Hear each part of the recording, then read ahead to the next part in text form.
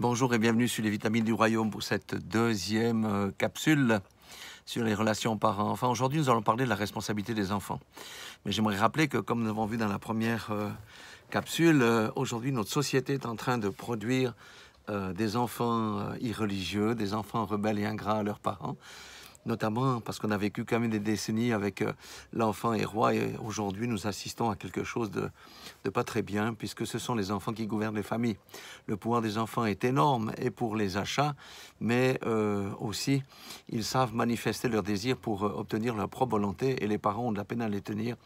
Aussi pourquoi? Parce que l'éducation nous empêche de les corriger correctement. Il faut dire aussi que nous vivons ici en Suisse, je ne parle pas de l'Afrique, où bien souvent les deux parents travaillent et l'éducation que l'enfant reçoit se fait soit à la crèche, à l'école, dans la rue ou devant la télévision.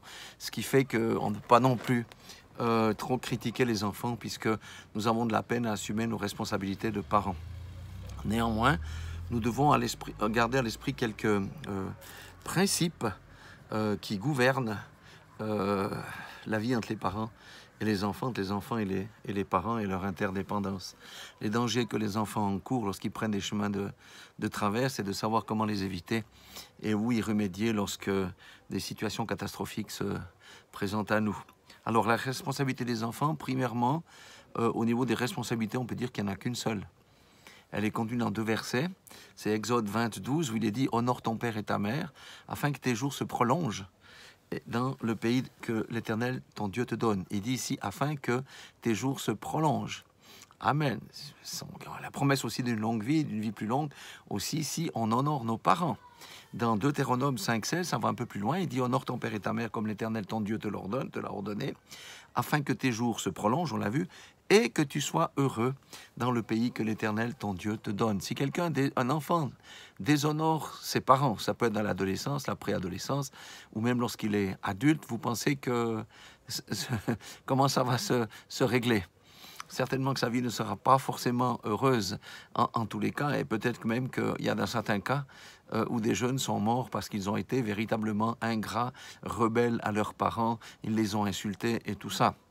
Bon, je vois déjà des gens qui vont dire « Ouais, mais ça, c'est pas biblique. » Ben, il faut aller lire la Bible parce qu'il y a quand même des exemples où les enfants ont été frappés parce qu'ils ont déshonoré leurs parents.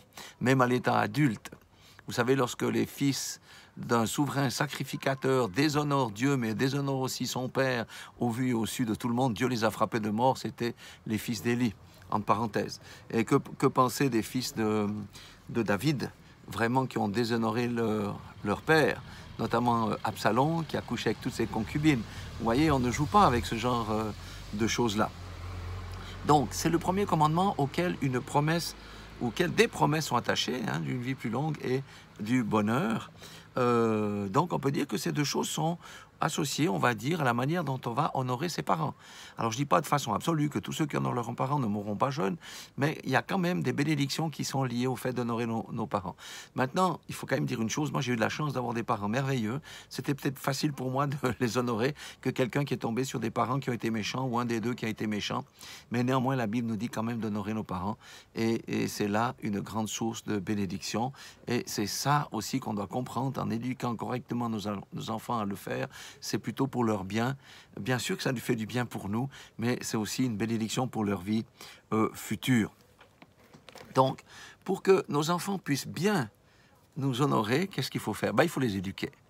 Les éduquer comment? Selon la parole de Dieu et non selon les lois de ce monde, non selon le train de ce monde, ni selon la mode de ce monde, mais en leur prêchant la parole de Dieu, parce que c'est la parole de Dieu qui lave. On dit que l'eau de la parole lave, et la foi vient de ce qu'on entend, et ce qu'on entend vient de la parole de Dieu.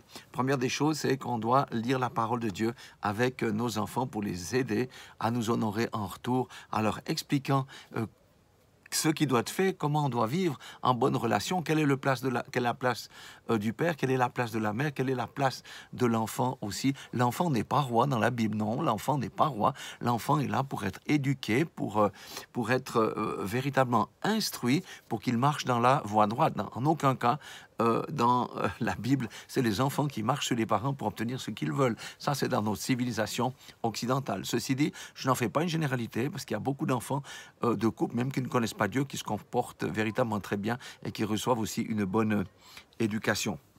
Maintenant, prêcher, lire la Bible, c'est très bien. Mais il faut aussi que les parents le démontrent par des actes concrets, que ce qu'ils enseignent à leurs parents, ils le vivent eux-mêmes. Ça, c'est vraiment hyper important parce que les actes valent plus que les paroles. Oui, autrement, lorsqu'on on dit aux enfants de ne pas voler, de ne pas frauder, puis qu'on fraude, je dis n'importe quoi avec le social, les enfants le savent. Ils disent, mais toi, tu nous dis de ne pas voler, mais toi, tu fraudes avec le social ou avec les impôts ou que sais-je.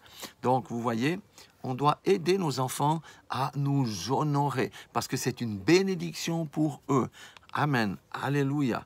Les honorer, ça ne veut pas dire que les parents doivent venir comment dire ça, les maîtres qui asservissent leurs enfants, ça n'a rien à voir avec ça. C'est vraiment une relation d'amour. Les parents sont là pour éduquer, instruire, leur transmettre l'amour, les valeurs chrétiennes, et les enfants vont les honorer en respectant aussi leur éducation, en marchant correctement. Parce que la Bible dit que les enfants sont la couronne des vieillards.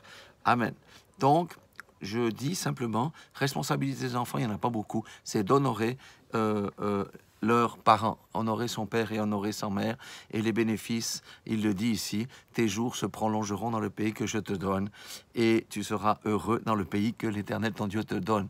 Donc voilà, c'est aussi une question de bénédiction. Apprenons nos enfants à nous honorer, et que les enfants à qui on enseigne, sache que même si son parent n'est pas parfait, parce que quel est le parent qui est parfait, il ne se trouve pas sur cette terre, eh bien il doit quand même l'honorer, parce que Dieu va honorer l'enfant qui honore son père et sa mère, et il va le bénir, d'autant plus s'il honore un père et une mère qui ont été pas forcément trop gentils avec lui. Soyez tous bénis dans le nom puissant de Jésus-Christ.